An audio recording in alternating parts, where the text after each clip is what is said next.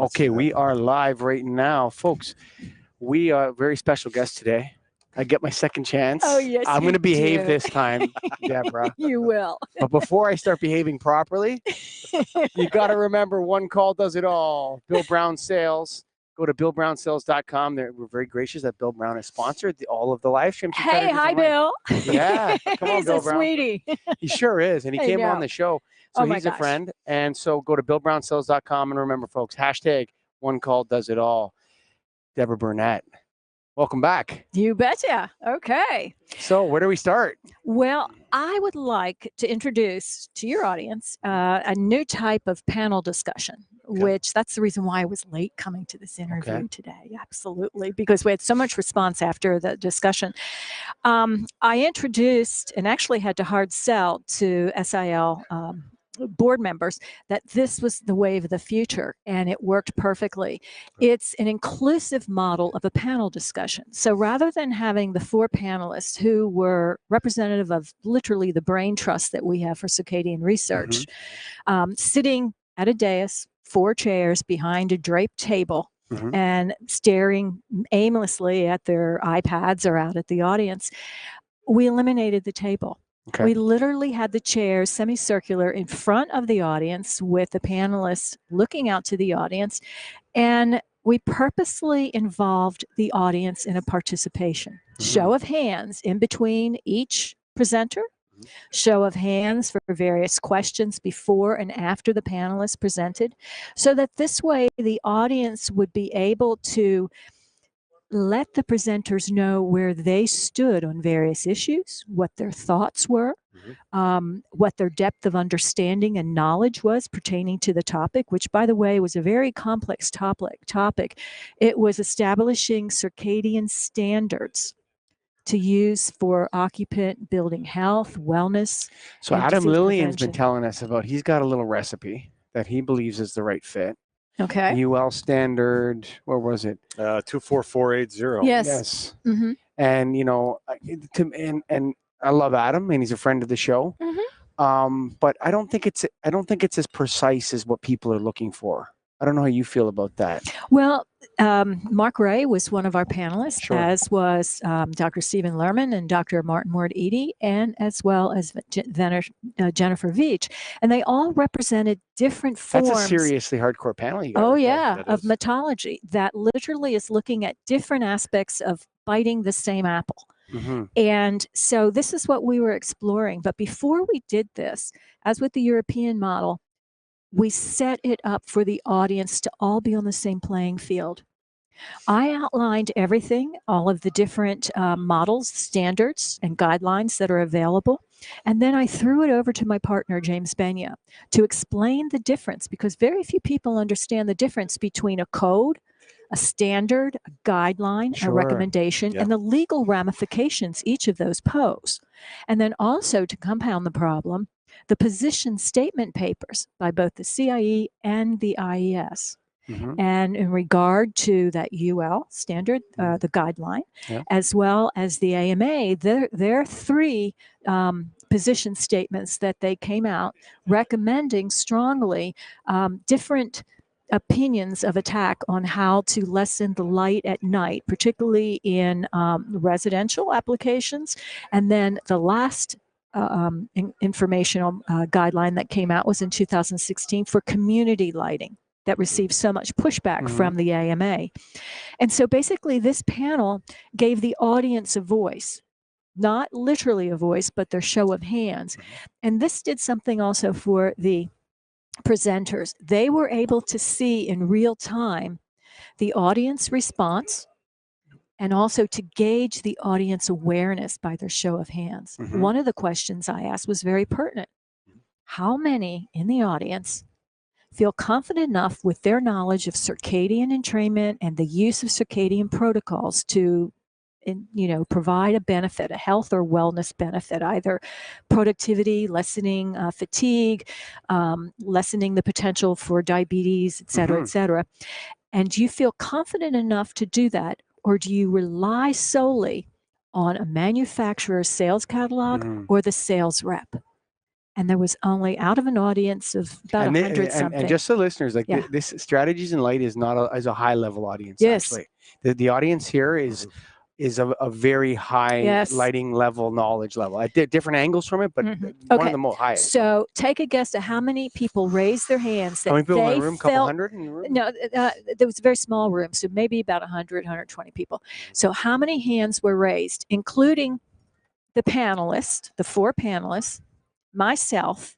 How many other hands were raised that we feel confident enough to look at the situation, assess the needs of the space, and determine a correct protocol to use for either delivering a health benefit or protecting circadian systems with the occupants, including the panelists? I'm gonna say less than 10. I would say more. and the caveat was without looking at a manufacturer's Sure, catalog, yeah, and just depending on knowing the lighting, including the panelists and me, there were 2 others. so that would be 6. Yeah. Wow, I was Yeah. right, less than 10. Yeah. Yeah, so 6. basically nobody in the audience Yeah. put their hand up. Yeah, And so this yeah. is the issue that we're facing. Yeah. Right now, the knowledge for the general specifier out there, the average lighting designer, architect, manufacturers, in-house design team, they're all relying on manufacturers. Yeah. And what's the purpose of manufacturer sales rep? to pass knowledge along, And provide prices, Sell and, yeah. product. sell product. I mean, Yeah. it's always about money, right? Right, sure. So this is the issue that we face. And so it's a dichotomy of how do you get the information out there and do it so that everyone makes money? Mhm. Because that's the bottom line. Yeah, I mean, sure. why are you working? I like to get the cash.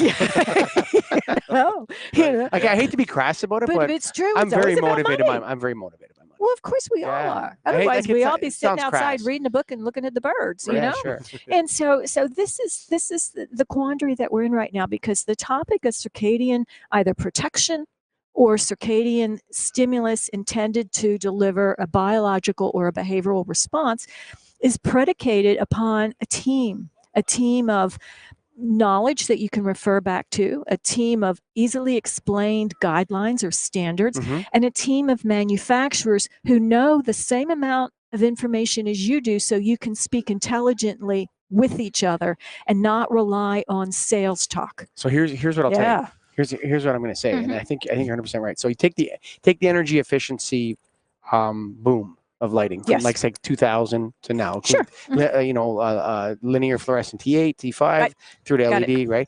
So I mean, lighting has been had made an incredible contribution to the reduction of carbon emissions and saving Yes. energy more than any other industry. Nobody even comes close. Right. Right. So we've made our contribution to that. Now, in that contribution, you had the unification of the ivory tower folks at Mhm. one end, that sit around and talk about lighting, right?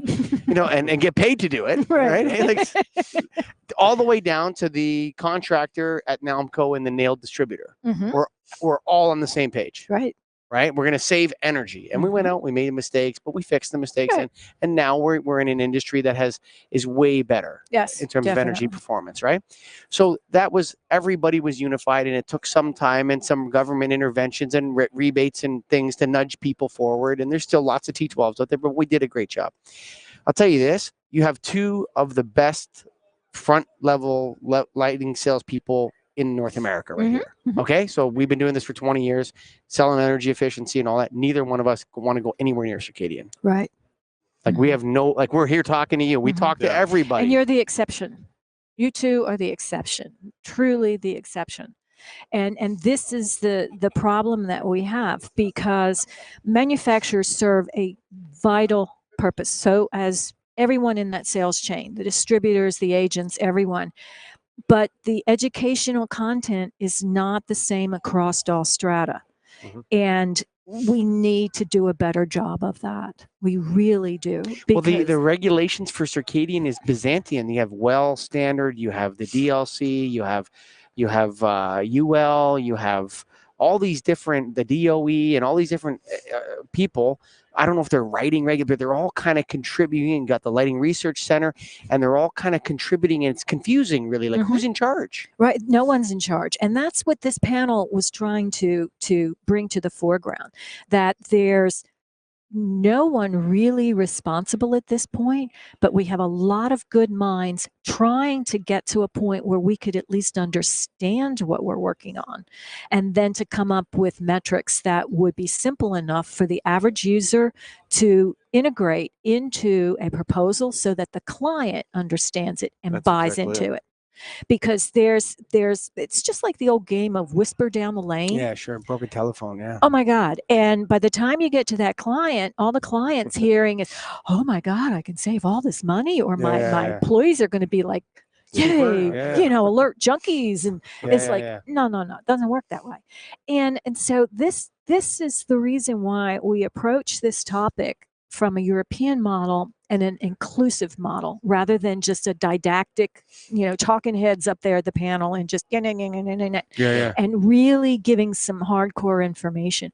But in response to your question of how do we proceed from here and how do we get a unifying voice, it's going to take everyone, including the position that you guys hold, including that position of when you're asked, well, what is about the circadian lighting? Do we put controlling lighting in here that changes color? Is that going to be the trick? Yeah, exactly. No. Yeah. Well, I cannot. No, but I mean, like, those are the questions. Yeah, of course it is. Yeah, you go to distributors, like, well, what do I do? Do I change it from 3,000 to 5,000 over the course of the day? Like, what do I do? Like, this is the kind of questions the distributors are asking. I know, and that's color changing lights, and that doesn't work. Exactly. Color changing lights. But every distributor out there thinks that's what you got to do. You got to start it. You dim it or you change the color. Yeah. Is that right? No. That's what you don't do. What you do, and this will be a great side gig for you guys. We need another side hustle. Oh yeah, side hustle. No, this is necessary. Okay. And I've been promoting this for a number of years, and even today, one of our panelists even highly recommended this.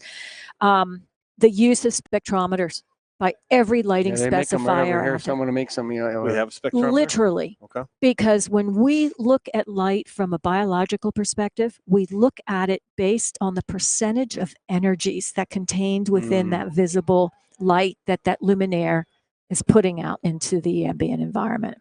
We look at the content percentage of blue. We look at the content percentage of long wavelengths, and the relationship of short wavelengths to long wavelengths. Long wavelengths are in the visual representation would be reds and oranges and deeper reds. Short wavelengths are the violets and the blues.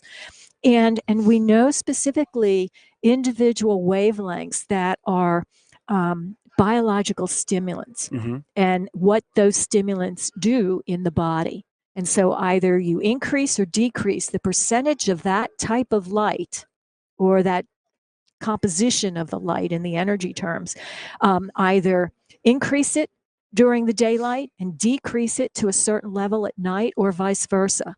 That's how far we are with the science right now. We know that between 2 and 12% of short wavelengths at night is definitely going to negatively impact a person's ability to entrain to the darkness, to entrain to that biological rhythm that we have that is dependent upon a darkened environment. But we come into a situation where, what do we do with those workers that have to be vigilant, that have to have high visual acuities, and they're working the graveyard shift? Yeah, paramedics and so that's where so that's where having white light that has a purposefully low percentage of short wavelengths contained within that white light will really be a benefit, because then we can provide the best of both worlds. And so this is something that the Brain Trust that we had as our panel representatives today were working on, and how they're looking at developing this. And you asked a question before we went live, what is the UL stance? Sure. Well, the UL I find theirs the most simple and direct. Well, the UL stance is actually part of the American Petroleum Institute. And the American Petroleum Institute is working closely with various medical bodies, and they are looking specifically for worker fatigue and accident prevention. This is what they're looking, and they're looking at it from a biological perspective. Okay. And so they've done some groundbreaking research identifying the percentages of short wavelengths, where they fall within that spectrum identified as short wavelengths, what can be present at night and what needs to be eliminated to still produce a quality of white light to, enable visual acuity, but not disproportionately disrupt the circadian system. That is the UL perspective. The it's the API, and it's UL verified their light luminaires to be less than 2% blue shortwave at night. Okay. The UL, that is the 2448. Yes. Okay. That version of the UL is specifically looking at the type of light and the amount of light that comes in from the eye. Yes. Whereas the API, they are looking at light from the horizontal surface. Also, the difference is that the metric that is assigned to quantifying the metrology that's used to quantify the UL 2448. Do I have I have the number right? is 100%. Yeah, 24480. Yeah, okay. 24480. They're looking at it as a metric, as how you calculate the light, and they're looking at it more as as an engineering solution and a numeric solution based on science. The other version, the API version, they are looking at it strictly as a biological recommendation and specification. So this is the difference, and they're both easily understood if you look at it from the percentage of short wavelengths and how much short wavelength energy is contained within the white light source. You as distributors, you guys know, you can have 5 different manufacturers of, say, for example, a 3000 CCT. Yeah, sure. And you fire them up. They look like 3 different colors of white light. Yeah, for sure. And when you throw a spectrometer on them, oh my gosh, you see different percentages of short wavelength, different percentages of red wavelength. Yeah, the mix is different. Yeah. You see plenty of cyan, or you see really deep valleys. Sure. But yet they're all rated 3000 CCT. Yep. We can no longer count on CCT as a means to specify lighting. We cannot. Don't I know We need a complicated 20-step process to. Yeah. So here's like TM30. Is it TM30? Like, it just drives me crazy. Oh, it's very different. So hang on. I don't want to change gears, but I want to ask. My headpiece keeps moving off. Okay. That's okay.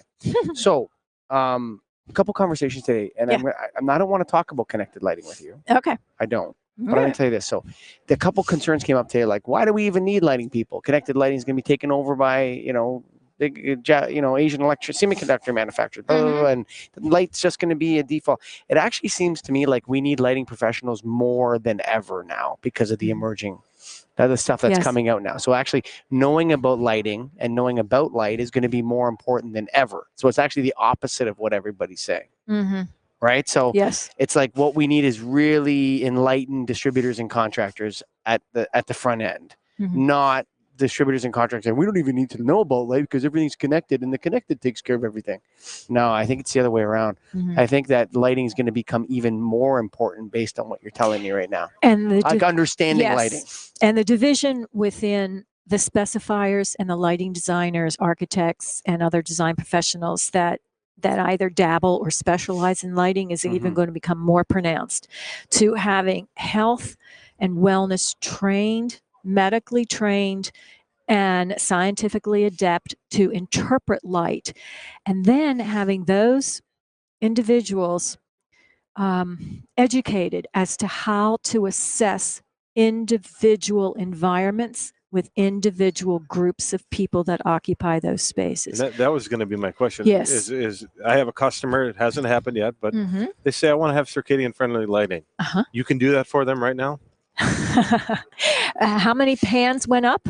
6? 6. Yeah. But you can. Lighting designer to the stars, Deborah Burnett. Come on. We can do this based on the first do no harm principle. Yep.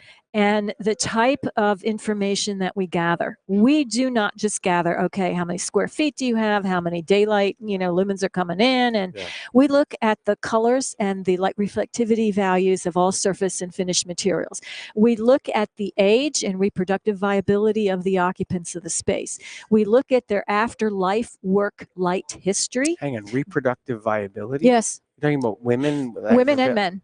Like being able to, where they're at in terms of menopause or not? Yes. Huh. Because you would actually consider that? yes, we do. Because light impacts testosterone levels as well as fertilization rates. I must have great lighting in my office. Everyone says that. Come on, man.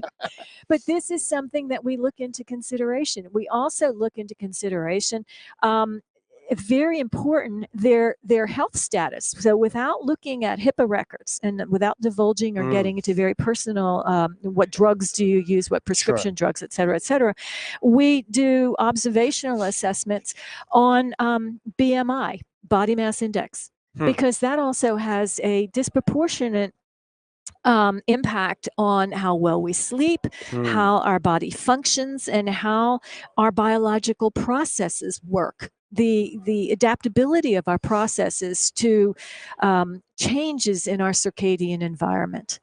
Let me ask you. I want to ask you something.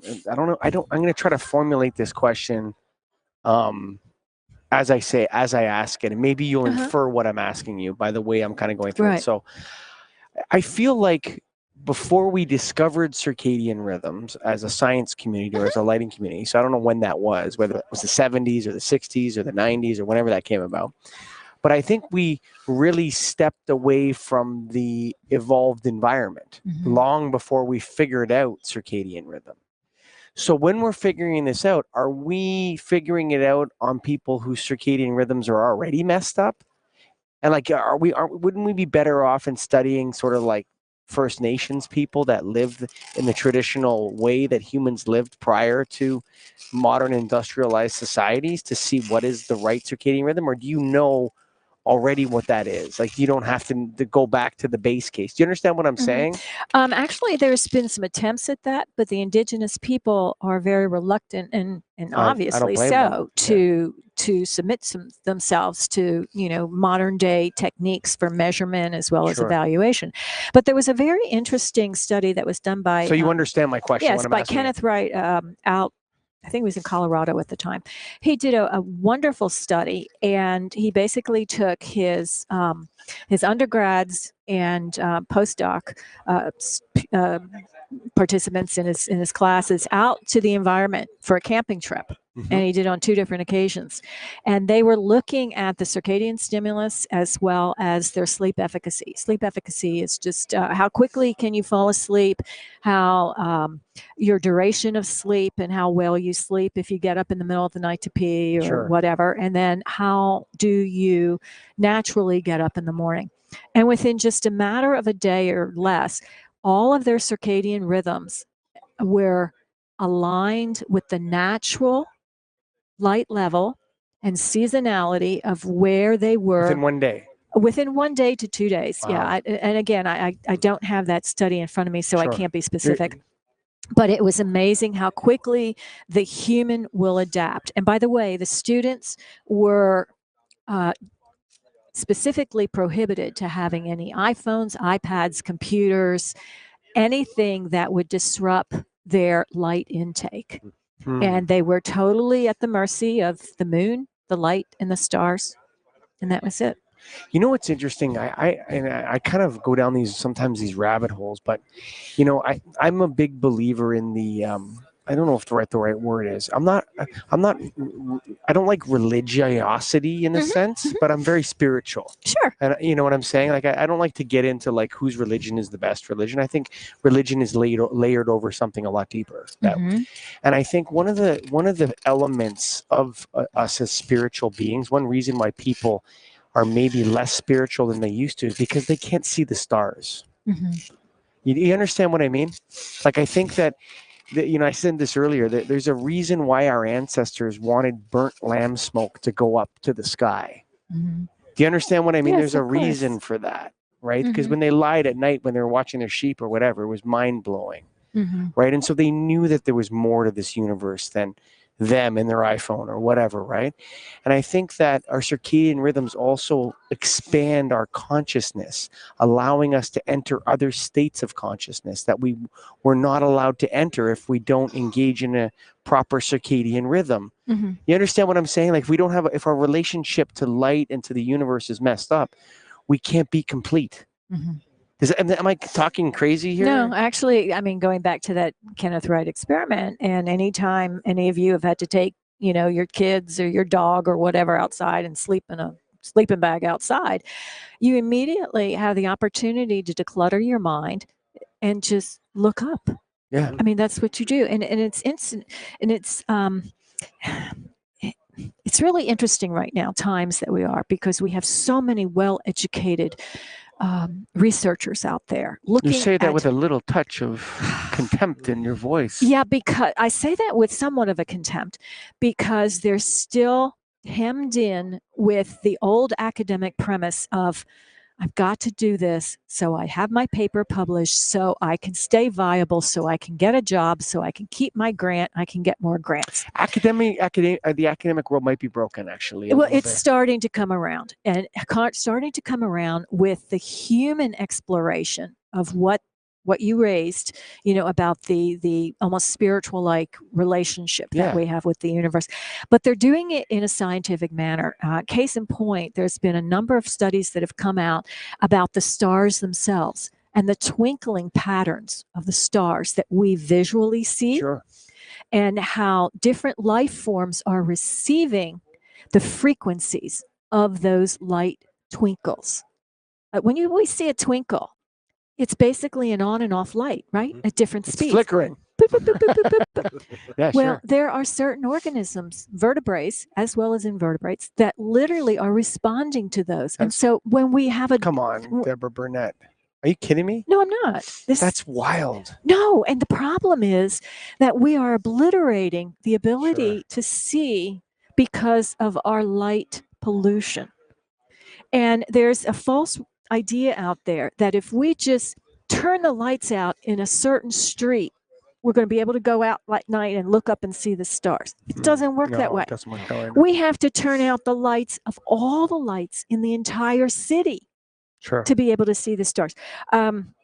We had spoken about this on our last discussion about when LA, which will remain private. That's true. Well, all of us was there, and yes, including our dog Walter and my husband Jim. Yeah. Okay, so when LA had a blackout through one of the earthquakes several years ago, the phone banks went crazy because people thought the entire city was burning. There was smoke everywhere. Well, all of LA was without lights. Emergency lighting, street lighting, building lighting, path lighting. It was totally gone. The smoke was the Milky Way. Seriously. I remember the first time I saw the Milky Way. It was at the south rim of the Grand Canyon. And I arrived late at night, and I signed up to go on a guided tour at midnight. And I'm waiting on the outside veranda, at this, no, it was the North Rim, sorry, I apologize. And I'm standing there and I'm thinking, who is barbecuing at night? I don't even smell anything. They must be barbecuing, I don't know, some grass or something, like real grass, not marijuana grass, because I couldn't smell anything. And it was like, where's all this smoke coming from? And the guide came up and she said, what are you observing? And I said, where's the smoke? Where's this all coming from? And she said, you've never seen the Milky Way, have you? And I said, oh my God. Oh. It was, I'm getting goosebumps now. And this is like 20 years ago or more that I saw the Milky Way. It was incredible. And for those folks that have never seen it, that's your heritage in a way. It's our heritage. And they will miss the intent behind your original question of, are we obliterating our history, our humanity, our evolutionary perspective on all of what's going on right now? And yes, when you see the Milky Way for the first time, or the Aurora Borealis, or any natural expression of light, it's sublime. Oh, it's beyond words. It's absolutely incredible. And a lot of things make sense, like why people burnt sacrifices. Yes, of course. It makes sense all of a sudden. Yeah, of course they would send the smoke up there because it's so unbelievably mind-blowing. Oh, yes. And it mingles among what was we perceived to be smoke of the Milky Way. Yeah, sure. And so it disperses. And the Milky Way is representative of all that we do not see during the day. The day represents our mindful, our willful intent. And at night, it's our true spirituality, our true humanity. And those are different states of consciousness that Yes, you of can course enter. they are. You know, seriously. Oh yeah. And many people, I think, you know, I have a coach. He's going to be at the NAILD convention in Biloxi, 19th to 23rd, folks. Luke Sellers, but he thinks that people are missing probably 50 or 60% of life by not engaging in their spiritual side or their internal side or that part of life, which involves the Milky Way. Yes. Like, you got to get the Milky Way into your life, son. You And need it's to not have that candy, in your life. and it's not No, candy. it's not a candy. You know, and so and you know, luckily as a Canadian, I have access to that, and a lot easier than Americans do. I think there's a lot more.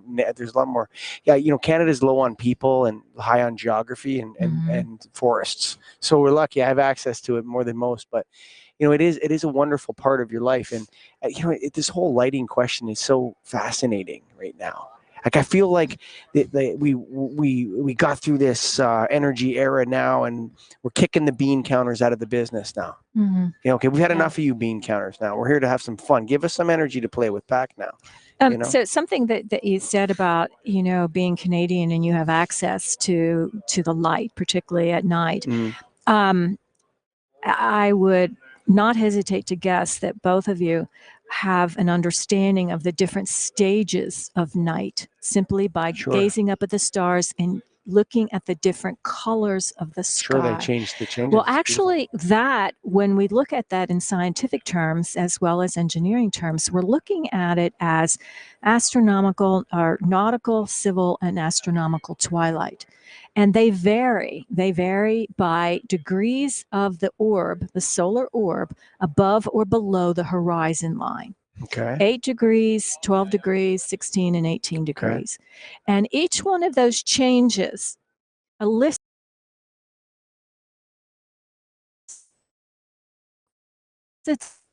different neuroendocrine and biological, but the body's different in our brain body and the frost-stone, where that solar orb is in terms of degrees above or below the horizon line.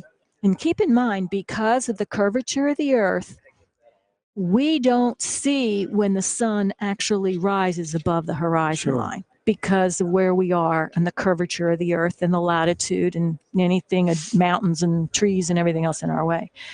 So there's so many things that the body is already hardwired to do that most people don't understand. That we're muffling or we're suppressing, and we don't even know we're doing it. Right. That's the sad part. It's like, yes, it is. You know, one of the things that, again, this fellow Luke, he says, you got to show up for yourself. You got to spend time in nature every day, right? We just got to spend time in nature. What does that mean? It means swimming in the light, the natural light. You know, you have to. There's something to all of this that is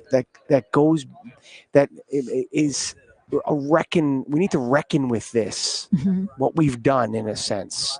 To our, you know what I'm saying?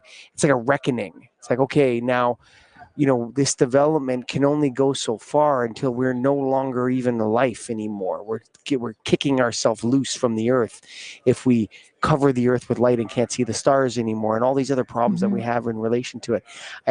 I just love this industry right now in terms of what it's reckoning with, what the questions it's tackling. Has great potential. It does. For both to destroy itself or to promote what we are on the path to do. Crossroads. Yeah, we really are.